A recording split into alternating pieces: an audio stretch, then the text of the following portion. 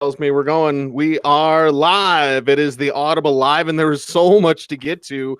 Good thing we got Matt Waldman back with us this week. Matt, nice little vacation you had there, including a Marine, a marriage, Lambo. What's going on? Great couple of weeks. Yeah, my daughter just got married, and that was a great weekend. And then they rounded out with a little vacation to Milwaukee to do a speaking event, and that ended with the kind host and Rick Goreski at Arma Milwaukee to take me out to Lambeau Field and get the tour of the Packers Hall of Fame, as well as the hallowed ground that Green Bay's field and town is. So it was an awesome time. Thanks to him. All right, Bloom, we got a million things to get to today. I wanted to start with this because early in the morning, it was the Michael Roberts trade went through. And I've always had a soft spot for Toledo. I don't know why. Can't explain it. But I've had a soft spot for Michael Roberts, touchdown hog. Matt Lacoste is a receiver, not a great one. There's that. Ben Watson on a 4-game suspension. I love the idea of if Roberts is healthy, it's been an if, and if Roberts plays up to his potential, which he hasn't done yet, could this New England fit be really damn good for Michael Roberts, the Patriots, and fantasy GMs? Yes. Well, he has to stay healthy, and he hasn't been able to. And even though, what did Detroit use, like a 4th-round pick on him? I mean, not a pocket lint kind of pick. And they were willing to give up on him for a conditional 7th, tells me that they've decided to move on from him. And they brought in a lot of tight ends this offseason. And we know that he's a red zone receiver extraordinaire. That's his calling card. So, of course, if he makes the Patriots, that's where they should use him, which is what we care about for fantasy football. But at the same time, something about this reminds me of old Zach. Zach Studfeld? Zach Sudfeld. Yeah, Studfeld. And how, when Gronkowski was going to be out, we wanted the Patriots tight end to be something because it was so productive with Gronkowski, with Aaron Hernandez. And I just don't know that Roberts or Watson or anybody is going to be that guy. I still see an Edelman, White, horizontal offense with a lot of running, just like last year. And maybe not as much as N'Keal Harry as people thought. Matt, we're getting some drum beats about that, but your thoughts on this Roberts trade?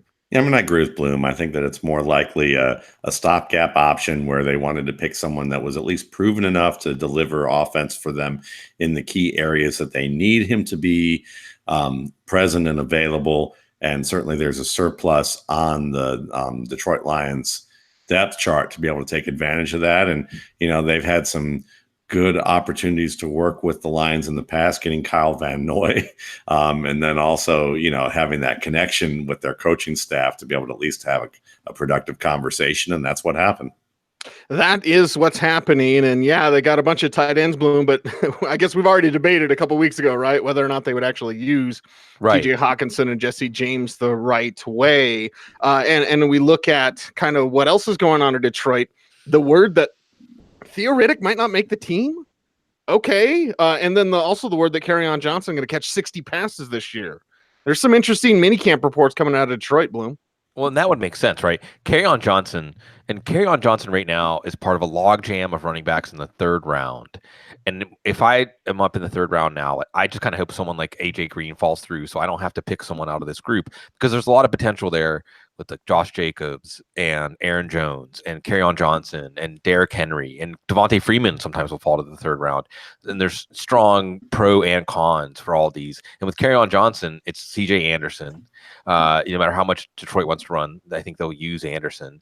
And how it seems like they're hesitant to really make Kerryon Johnson a true lead back or bell cow type, but letting Theo Riddick go and putting Kerryon Johnson, who's an outstanding receiver, for a 3-down back, a powerful back, an outstanding receiver, allowing him to get.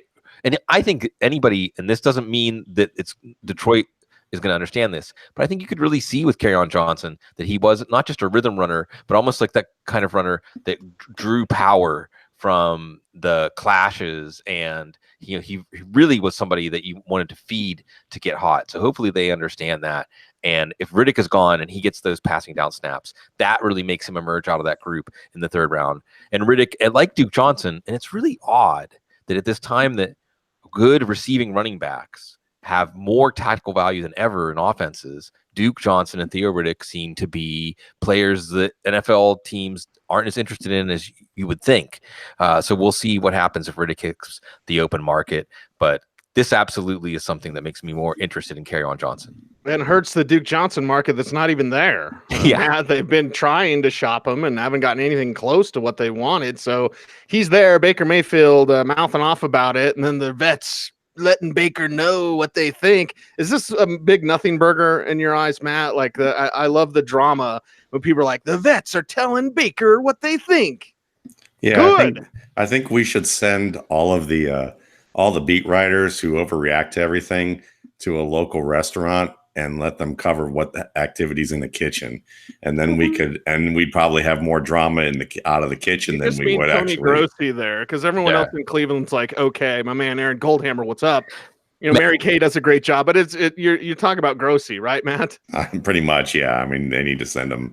They need to send him over to the local pizza parlor or something, and let him deal with all the pans flying there and people yelling at each other, and then he can teach him how to realize that they're having a beer afterwards and everybody's okay with each other. But I mean, when you look at this whole situation with Kerryon Johnson and the whole Duke Johnson, scenario with these backs. I mean, you got to remember too, over the past 3 seasons, we've had some really excellent running backs who are capable of doing, who've been versatile load carriers, lead backs, some featured backs, enter the marketplace. So while running backs don't seem to matter, it seems like that maybe now these passing down backs that people have valued in conjunction, maybe not matter as much. Maybe they're one step behind the NFL, because usually we tend to be. We're sitting there lambasting the easy targets, in terms of what the NFL doesn't do right. Meanwhile, again, we're like economists who are like 1 or 2 years behind what's actually happening. So, I mean, I think we look at this, and even Kerryon Johnson, I think what Bloom had to say about him, in terms of maybe CJ Anderson, the big CJ Anderson ghost is, I mean, I think it's a sheet that can that basically moves well in the wind, but at the same time, Kerryon Johnson's going to be the guy. I do think he's going to get 60 large receptions. He is large. He's a California king. He's a California king sheet, and and he's a great back. He really is, for what he has to offer. He really is a great back. But Kerryon Johnson, to me, if he came out this year, he'd be the number 1 back in this draft class. You might be able to debate that with Josh Jacobs, but I would have had him rated over Joshua Jacobs. And what he's able to do in terms of his balance, his speed, his ability to catch the ball. I think last year was more of just a learning process and an injury shortened season. I think this year, the way that you look at it, they probably want to run the ball a little bit more and do some things where they can get him into a rhythm. And the fact that they added TJ Hawkinson, to me, is because, and added Jesse James and have these 2 guys, is that they want to run the ball and they want to be able to allow their offensive line to be more efficient so that they can open bigger holes in the second level. And either whether it's the rolling California King sheet or whether it's Kerryon Johnson working through that to the second level, we're going to see, I think we're going to see an improvement to this ground game. And I like the bump that we're seeing in ADP for him. Bloom, you probably wanted to say something about the Baker Mayfield thing, so please go forth with that. Also, are Matt and I ever going to get a Lions running back right? Because we either like a guy together or we like one, the other one. I love Mikel Ashur, the original motorboat. He does nothing. Matt doesn't like him. Matt liked Kevin Smith. I hate him. He does nothing. Like Matt and I on Lions backs. It's like, of course, California King had to go there. We both like Barry Sanders and Billy Sims, though. Sure, yes, we did. Yes. And look, the best running back in Detroit in the last 10 years was Reggie Bush. But that's for another conversation. Speaking of California, at least when he was in Detroit, I think that might have been some of the best football of Reggie Bush's career. And as far as settling the Kerryon Johnson thing or the Detroit back thing, if we really simplify this, if you watch Kerryon Johnson last year or go back and watch him now, it looks like what he did at Auburn is going to translate. He's going to do to NFL defenses what he did at Auburn. And I'd love to point out that one of their plan A's at the goal line was the Wildcat with Kerryon Johnson, and he was successful. So he can handle his own, but his burst and just he ran with that natural violence, even though he's a slasher, even though he can make some big plays, and it's a good fit for Detroit. I'll say that. As far as the Baker Mayfield thing goes, there's a layer to this, guys. And by the way, Matt, they heard you. They just thought you said kitchens. Go and cover the kitchens. Well said. Yeah, that's what happened. It just got something got distorted on the telephone line. But so everybody had this reaction on my timeline about Mike Silver basically just has an axe to grind with Cleveland now, and he and you were buddies, and everything was coming from you. And now, if we're going to get into journalistic analysis here, that doesn't mean that he doesn't have other sources still on the team, or there aren't other sources, as my man John Shipley pointed out, that might want to just have something put out there about this, that otherwise they were irritated by it. But look, it does. If there is anything to this, it's not great that we're hearing about it. But the fact that the knee-jerk reaction was, well, coming from Mike Silver, everything he might report about the Browns is dubious and may have otherwise an ulterior motive. That's one strong possibility here. So I'll take it with a grain of salt. And look, leadership is a process, and every team has things like this going on where this is how the natural balance of a community asserts itself. The leaders suggest a direction, say something, and then some part of the community will speak up and say, well, we might see that a little differently. So I don't think there's anything wrong with that. It's a natural process of a team. But I do think it is funny to see the bad blood out there based on sources and otherwise the soap opera. What Matt is really telling people to go and cover back in the kitchen, it's there in Cleveland. It is the soap opera, and Michael Silver. Exactly. Just leave it at that. Yeah. Well, and you do have to consider the source. I mean, when we have Mike Reese say something about the Patriots, I mean, my God, you lock in, right? Even, by the way, it came out on Sunday. It's on our Footballguys newswire.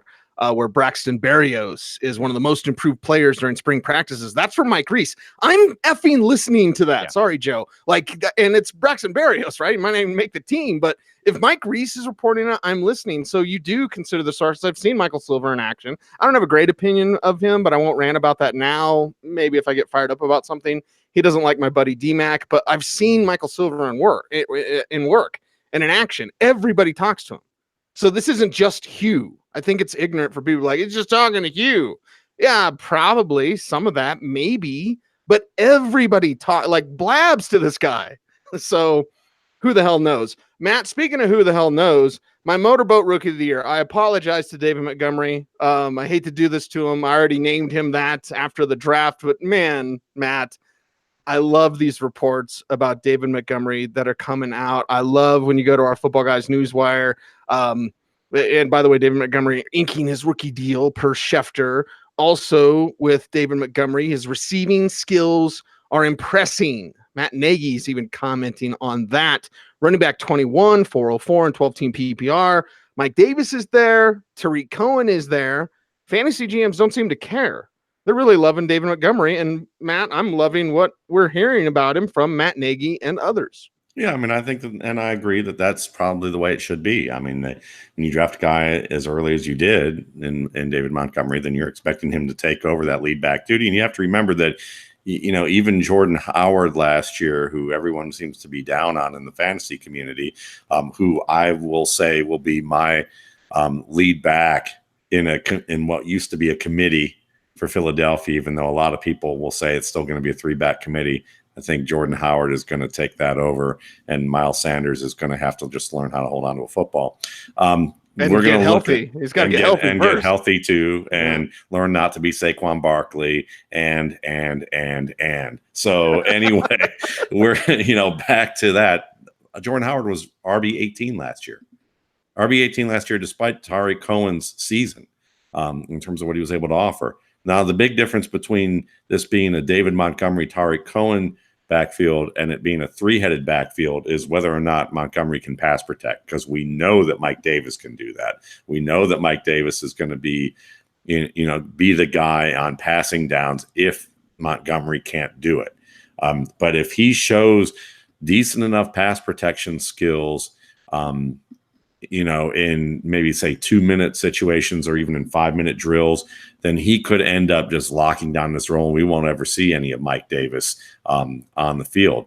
And even if per se he struggles a little bit, Matt Nagy was the same coordinator who said, you know what, Kareem Hunt can't block worth a darn, so let's go ahead and Spencer Ware can, but let's go ahead and figure out ways where we can use Kareem Hunt in the passing game and still get a ton out of him as a running back one in fantasy as a rookie when he could barely cover the back, the front side or back side of against a defensive back even. So I think this is a really good situation for him. He's there's not much separating between him and Jacobs in terms of ability in a vacuum. He's even a little more creative than Jacobs, and I think that Jacobs, we talk about him running over the Oklahoma safety all the time with that big long head start, and he is a physical back. But if you compare the two in terms of breaking tackles per run, in terms of actually working through contact and running through wraps and bouncing off hits and doing it multiple times in a run, I would bet without looking at it that if someone were to tally that up, Montgomery would lead Josh Jacobs by a wide margin in that area. So yeah, I think it's a good rise for him in ADP, and he's worth the value. Bloom, I would bet that you got a thing or two to say about Mike Davis, someone that you've always had a liking of. Hey, keep an eye on Mike Davis, and we know like if he goes back to what was it, junior year, South Carolina, sophomore. Like his final year was awful. But his year before that was pretty good. He looked like one of the best backs in the nation. And then he Jadeveon Clowney'd it, where he's like, I don't need to try or practice. What are you talking about? And, it's bounced around a little bit, but here he is now. And he's clearly in this conversation. Like, I love David Montgomery, concerned that Mike Davis could cut into that time. Yes. And I think that I can build like the scaffolding around it. So my personal evaluation or take on Montgomery doesn't matter. But of course, that's going to inform my actionable advice here. But the reality is Mike Davis is a good running back. And and I know Carlos Hyde, and this is where it gets confounding, right? Because Nick Chubb swept aside Carlos Hyde, but David Montgomery's not Nick Chubb. And then we have to question Hyde with Damian Williams. With James Williams released, tell me we're going to talk about James Williams being released. He was really good at breaking tackles too, by the way, James Williams, now a free agent out there. So look, Mike Davis is a good all-around back. He held off Rashad Penny last year, who was a first-round pick. So if you're arguing draft capital, rational actors in Seattle said this guy, Davis, is as valuable to us as this young running back, Penny, that we spent a first-round pick on. Montgomery, I think, still his burst is going to be pedestrian in NFL terms. And while his tackle breaking is great, and Matt, I think you brought it up this way in the past to say, like, if that's your calling card in the NFL, how far does that take you? I mean, it takes him to useful running back, but does it take him to, I think, was it the name Pierre Thomas that came up? Like a kind of running back who's very useful to his offense, but not a running back who really breaks through to the next level for fantasy football. That's what I see in David Montgomery. And I also see an offense that is willing to be embracing multiple players in the backfield. And that's what they have. I think it's ideal for them to have 3 players that they can deploy in different looks, different personnel packages, doing different things, all can run pass routes very well. So I think that Davis being third in that category, I just think that for the short term, Davis is the investment here as like a 15th or 18th round pick, because I think it's going to be close to an equal backfield. And Davis showed he can play. And for the long term, can Montgomery really distinguish himself with another great class of running backs coming in next year? And I'm sure more and more and more coming in. How does he fit in the NFL? I think it's somewhere in the middle. I think that we've left Bloom at the dock. Yeah. Bloom was like, I've been on this motorboat before and it sinks. So yeah, well, it's a motorboat that's good at crashing through brick walls. He's like Forrest Gump driving through the dock. Lieutenant Dan. Right. Might not win the race, though. Yeah, there you go. It is like the Audible. It is the Audible live here on our YouTube channel, youtube.com/footballguys, DOTCOM. Thanks for watching. Make sure to like, make sure to reply, jump in the chat room. I know we had some questions on Twitter, like, what's it about chat? You get in the chat room. That's where the action's at. It's hot. It's awesome. And you're reacting to me now and all of us and all this news. My God.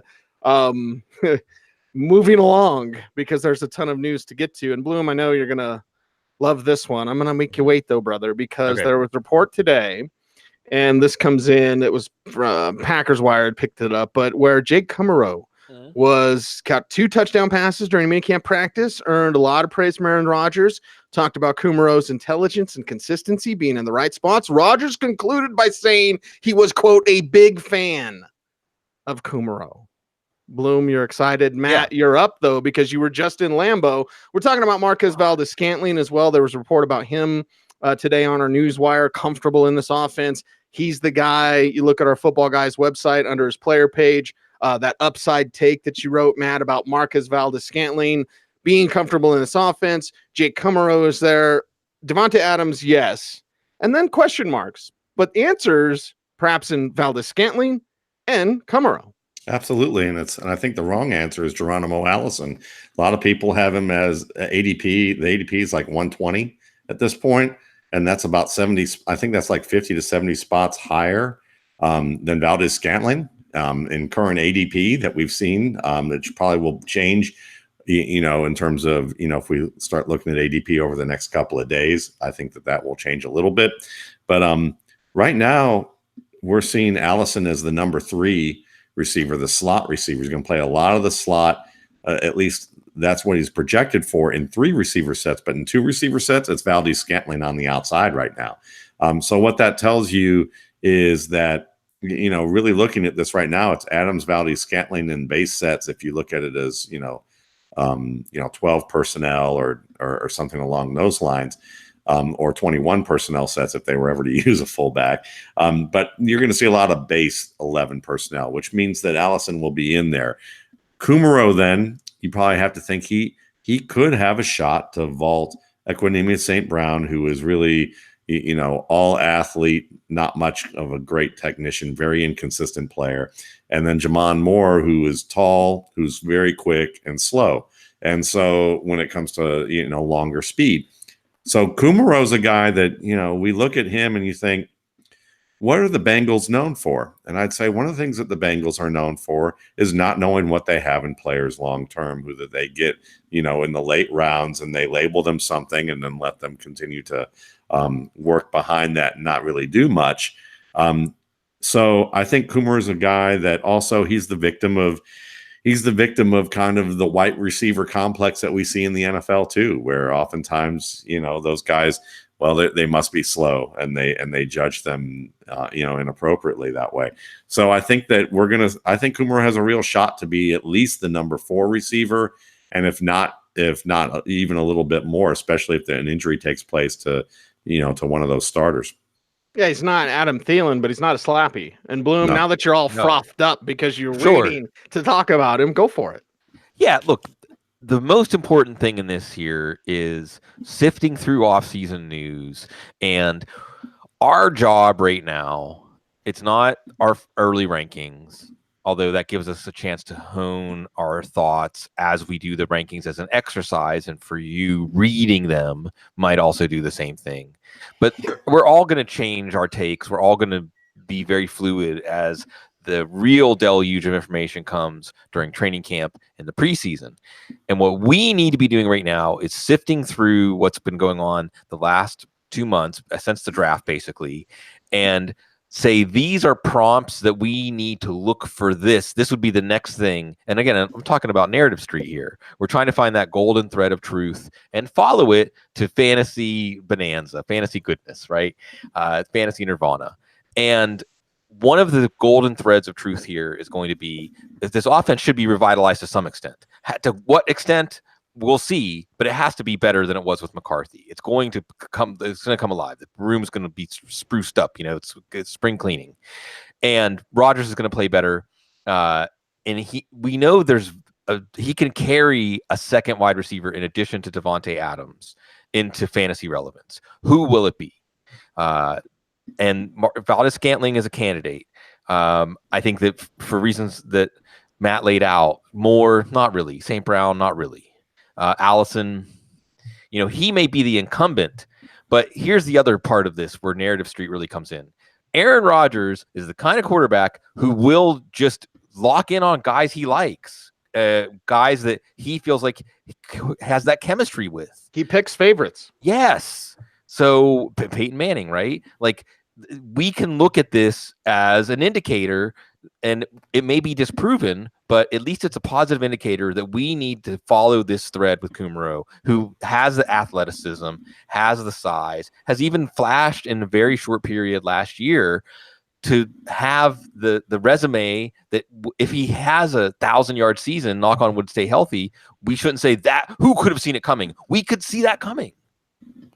Because of the drum beat, right? Yeah. Who's your favorite drummer, Bloom? Ooh.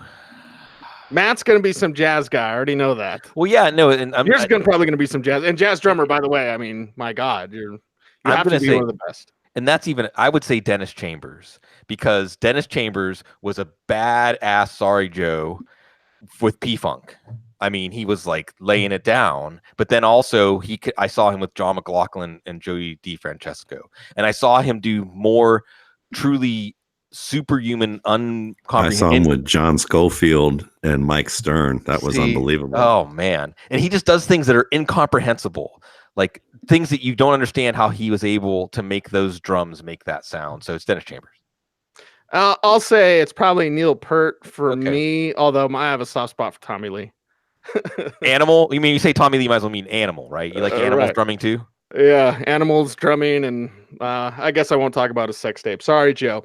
Animal has a sex tape?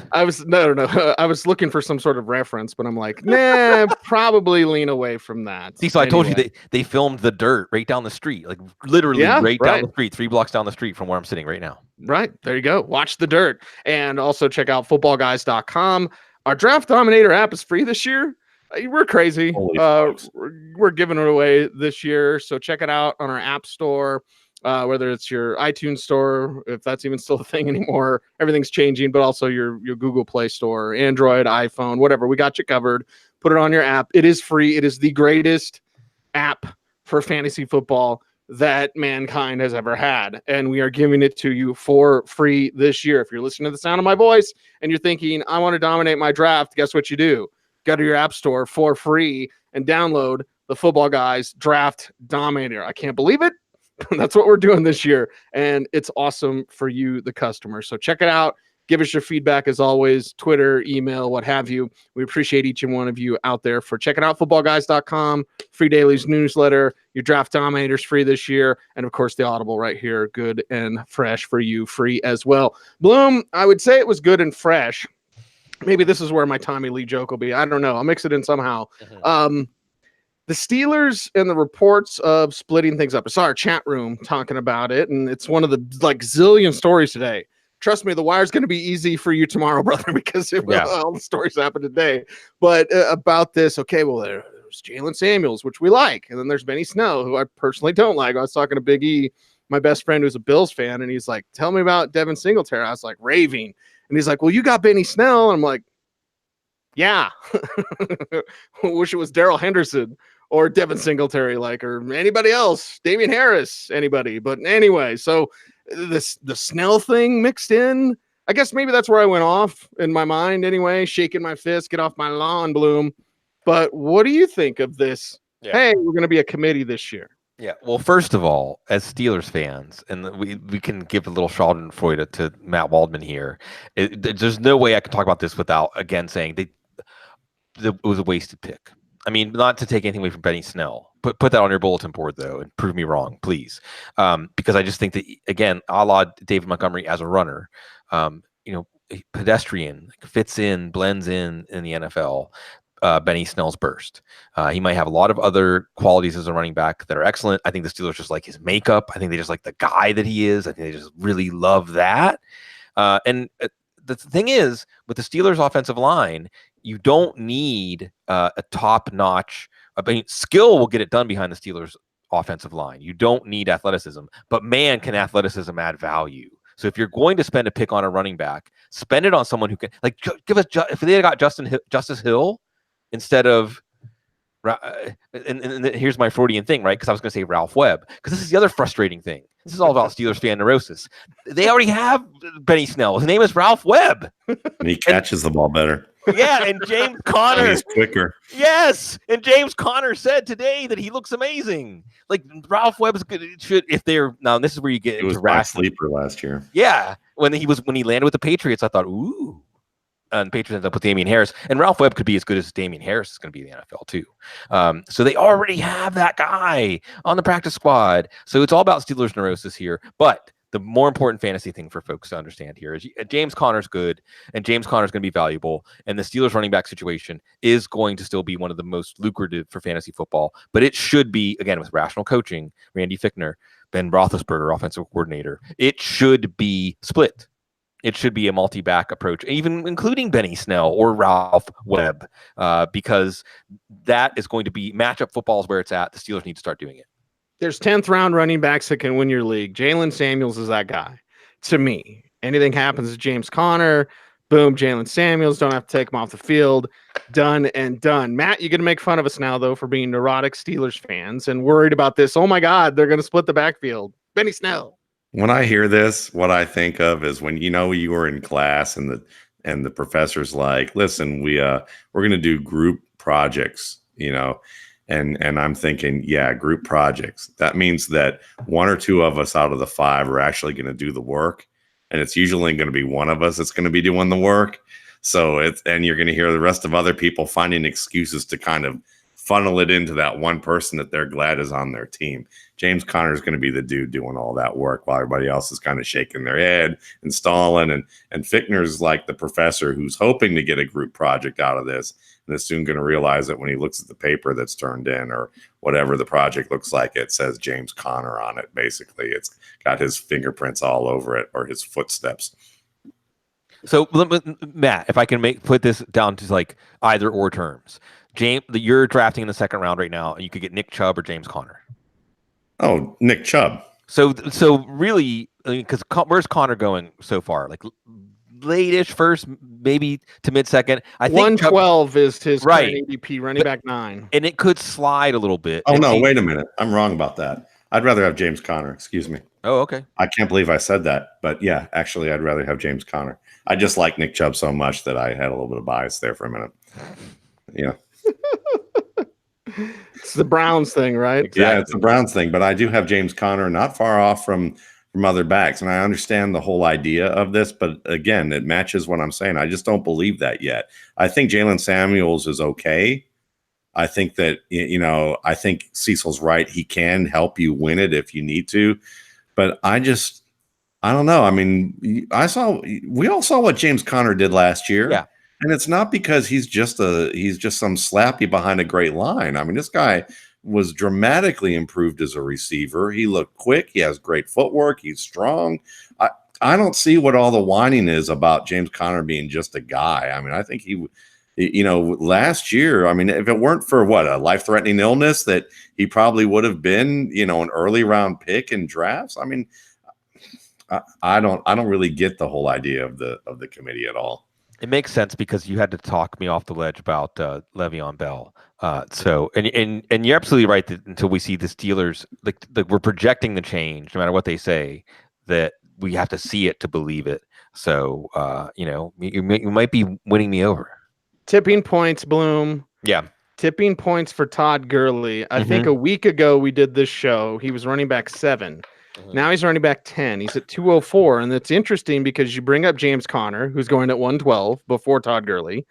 We brought up Nick Chubb, who's going same round, 5 picks later than Todd Gurley. Dalvin Cook is there. Kirk Cousins wants to get it right this year. I had so much fun commenting on that story. I was like, yeah, really? Way to go, Kirk Cousins. Kirk Cousins realizes there's a planet Earth.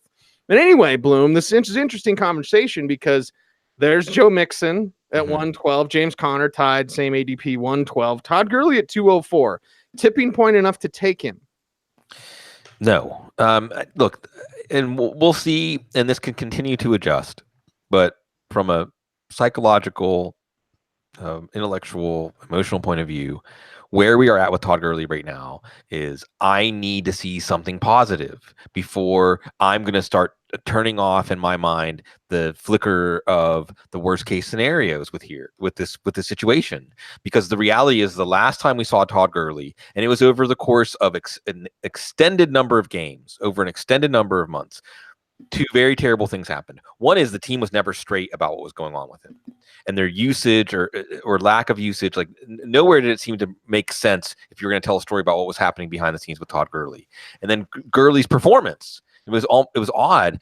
Cecil, it was like, was it Kiss in the Phantom of the Park? What was the Kiss movie? It was Kiss in the Phantom of the Park. Yes, yeah, good. And then they put out like Imitation Kiss, right? Mm-hmm. Yeah, yeah, and it was like we were watching Imitation Todd Gurley, right? and you can't get that picture out of your head. It was like Imitation Bill and Ted and the second Bill and Ted, which I happened to watch in a drunken stupor the other night. I was like, Journey. It's when they play the board games with death, right? Yeah, and Jim Martin, the guitarist from Faith No More's in it. But anyway, Bloom, what a wild and strange trip we're on. Yes, and with Todd Gurley, it felt like that. Watching him play. No, it did, because he's such a beautiful player in this perfect situation, and he looked like he didn't have confidence, he didn't have burst, he just wasn't the same player. And until we have an actual live picture of him looking like the Gurley or something like the Gurley he was before that, it's hard to turn off that negative picture of what if that's ends up being who he is again soon. That worst case scenario is too much to digest with a second round pick. And we know that the reward's a lesser reward. We know they're never going to give him 300 plus touches in a year again. It's not going to happen. If Dr. Gene Bramel saying it's not going to happen, then I feel confident saying like we have to diminish our yearly outlook on Gurley because nobody has decisively or emphatically dispelled the notion that he has some sort of degenerative knee condition. So I need to see something to prove, at least for the time being, that that's not happening before I would spend even any second round pick, including a late second round pick on him. The chat room is having fun with you now, Bloom, because they remember that our man Joe, love Joe. He says the actor that played Death in the movie was totally faking playing the bass. Yeah, totally. And no, Caleb, it's not the first Faith No More reference, although usually I talk about Mike Patton. Matt, I'm going to talk about you, Matt Waldman. And of course, the situation with Todd Gurley and a tipping point. It's going down. It's 204 now. You know, a week ago, he was like 110. Now it's 204. Where is the proper point for Gurley to go, you know what? Screw it. I'm going to take him. I'm just amazed that we've had a total flip in attitudes, like in a 180 between Bloom and I. And now Bloom is the wet blanket. Mm-hmm. Like he's having bad dreams in New Orleans or something. I don't know. And now I'm like totally Mr. Sunshine when it comes to some of these players. I'm coming around on Todd Gurley being okay this year. And I don't think he's ever, but I have to agree with Bloom to the extent that, he's probably never going to be an elite running back one, like a top 3 back or even a top 5 back again. But I think that what happened here is this. You have to understand that when you looked at the way the pattern of the games went, I think what happened is Todd Gurley gets hurt against Kansas City, gets a week off, blows up against Detroit, has a big game, and then ever since kind of peters out for the rest of it, and he's nothing more than a glorified decoy for the rest of the season, and gets some options and, has little bits of games here and moments here and there during games that get him some production. And if you look back at his past history, you realize that when he was in high school, when he played in Tarboro, North Carolina, there was a championship game. The week before the championship game, he sprains both ankles. In fact, he has 3 sprains on 2 ankles before his championship game. Doesn't really tell anybody much about it. Apparently, the Sporting News writer who covered that game said that he couldn't even run in a straight line. Couldn't even move in a straight line, kind of wobbled his way around the field, played both ways in that game, gained, still had massive games, both as a defensive player, intercepting a pass and returning it for a touchdown, as well as rushing for an ungodly number of yards. And when you think about Todd Gurley and what happened last year is you have some guys who they get a little fly swat on them and they're out for 2 weeks, or they have to miss like extended series and then come back in and they miss every week. And it may be the nature of the injury or whatever it is. But then on the other end of the spectrum, you have guys who are basically like, you're going to have to drag me off the field. Even if I'm hurting the rest of the team, I have that kind of mentality that you're going to have to drag me off the field. I think Todd Gurley has that kind of mentality because the Rams basically claim we had no idea that he had as big of an injury as he did. Now, you might look at that and say, oh, whatever, they're lying. They knew. They just wanted to use him as a decoy. Or you could look at it and say, Why? They had C.J. Anderson, the big California King, was actually, having a big sale all through the all through that postseason and playing great. So why did you even have to worry about the threat of Gurley on that level when you had Anderson playing as well as he was, and you knew he could catch the football? I mean, so to me, I think the truth is that he just wasn't healthy. He probably just sucked it up, rubbed some dirt in it, and they thought he was going to get a little bit better because after the Detroit game, he looked pretty good. So I think what's happening here is that he simply had a tear. It's something that they said could heal over time, just time off, and that he'll be fine. And yes, maybe he has some degenerative knee issue that maybe over the next 2 to 3 years we're going to see a drop off the cliff. But I think the more important issue is that you can really frame it that way and say he got hurt, he should have had surgery, and then come back 4 or 5 weeks later and been ready for the playoffs and ready to roll. But instead, he wanted to really stick it all the way through, and now he's letting it heal naturally in the offseason. And the Rams decided, you know what? Jared Goff wasn't as big of a problem in the Super Bowl as everybody wants to say. It was more that, Sean McVay says, I have 5 or 6 plays that we run pretty much in our offense, and that's all we really do. And I can beat a chess master in Bill Belichick just using those plays heading into the Super Bowl and get my handed to me. So I think that I think they realized that they need to expand their options. When they didn't have a Cooper Kupp, when they didn't have a fully functional Todd Gurley, they also need to, if they're going to run this offense where it's kind of a basketball style, pick your poison kind of same type of plays, but just run with different variations, you need to have more variations, in your personnel. So when they talk about Darrell Henderson being Alvin Kamara, that they could give him a role like Alvin Kamara, then that means Todd Gurley is going to be Mark Ingram. And Mark Ingram can be anywhere from RB6 to RB16 when you look at the past records in terms of their production as that back in the backfield. And then who's getting the fly sweeps? Darrell Henderson. Who's going to get some of those screen passes? Who'll get some of the draw plays, get change of pace looks? It's going to be the smaller, quicker guy. And they're both going to coexist just fine in this backfield, especially on a team that knows how to run that fly sweep and use the outside zone, which is also a good matchup for what Henderson has to do. So to me, I look at this and say, he's not. I don't feel like I need proof for him as much as I thought earlier in the spring. Now I'm kind of coming around to the idea that he's basically Mark Ingram with a little bit more plus in the receiving game, and that makes him a high-end running back 2, low-end running back 1. And I don't need to see the proof yet. I think what I will need to see is for dynasty owners, that's where I'm worrying about him. Like if he does well this year, you might want to kind of unload him at the end of this year. And then you can sell him high that way. But you would take Connor over Gurley, I assume. Yes, but I have James Conner, David Johnson, and Todd Gurley. And I'd say there's a pretty healthy margin of Conner ahead of Gurley right now, in terms of where that's ranked. And Mixon ahead of Gurley. I think Mixon will definitely will be making a strong play up there. In PPR, absolutely, he's ahead of Todd Gurley. Okay, the Audible Live continues. Got about 12 minutes left in tonight's program. Like, subscribe, comment, thumbs up, notifications bell. Nobody knows how YouTube works.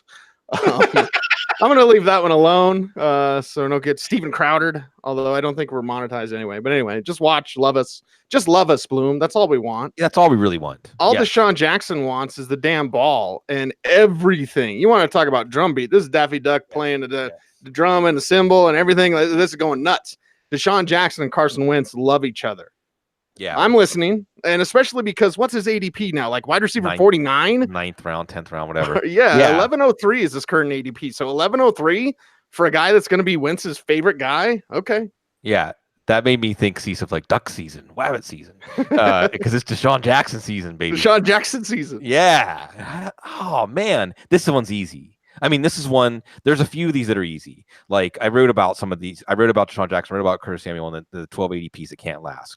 The Curtis Samuel and DJ Moore should have roughly the same ADP. I mean, like if you want to say Moore should go first, you prefer Moore, that's fine. But they represent roughly the same commodity.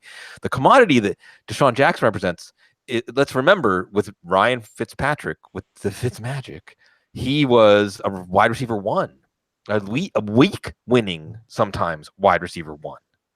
And, there'd be times if you were starting DeSean Jackson, you had 15 points in the first quarter, wasn't even over, So he's with Carson Wentz. He's been working with Carson Wentz all offseason. And Wentz has a style that is going to be excellent for DeSean Jackson's game. DeSean Jackson still has game.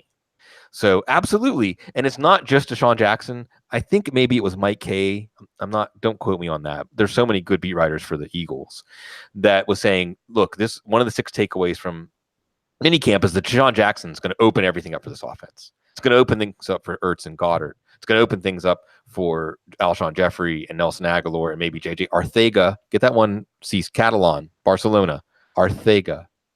Whiteside. Okay. Yep. Yeah. So, it's going to Mike Mayock on us there. Maybe. We're all going to be GMs at the trajectory of this. Isn't Greg Gabriel going to be a GM in the XFL or something like that? When are we getting our XFL job offers? Eric Galco. I'll be a GM. Hold on. Are you joking or did that really happen? No. Gabriel's going to run the Tampa organization. Is that right? I don't remember which one. Yeah, Gabriel's going to run one of the organizations. I believe. Eric, if you're listening, did he buy a houseboat with a hole in it? Can we propose this right now? Can we do a triumvirate GM? Are you guys in on this? Oh hell yeah! I mean, if Eric will do it, will we do it? Because I want to do it. I'm going to call. I mean, whatever we got to do, Eric, if you're listening. We can do this. We can totally do it. I get to handle the press conferences, though. Yeah, you guys can do the actual work, and then I'll just go to the press conference, and deflect everything. God, there's so many things I want to say, but no. Start a book. Write it. It's the first chapter of the book, Matt. Write a book. Anyway, write a book about all this damn news about DK Metcalf. Now, it's not necessarily been a steady drumbeat. Although there's been some puff pieces, Matt, about DK Metcalf in Seattle. Now Russell Wilson coming out and saying he's really intelligent. It's more than just the speed. Russell Wilson saying he understands the game really well, takes coaching well, gets extra work, legit pro wide receiver. He's everything everyone was talking about, what he's capable of and more. Okay. Still want to see him run around.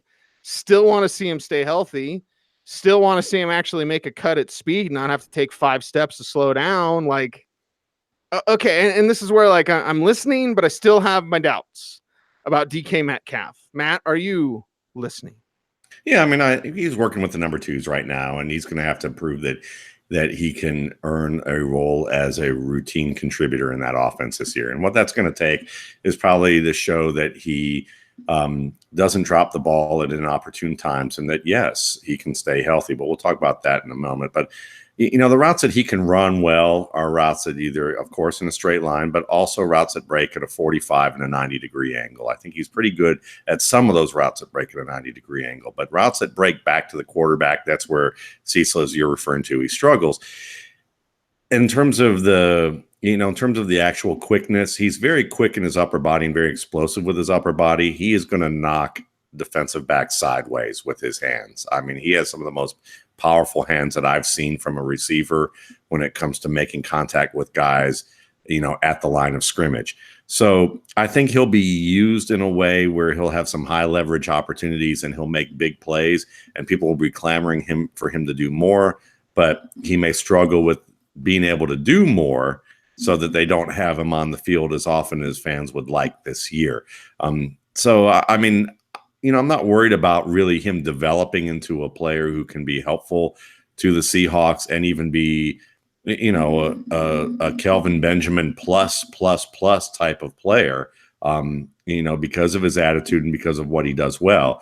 And they can hide him from, certain types of routes and not use him in certain types of routes that won't be as big of a deal.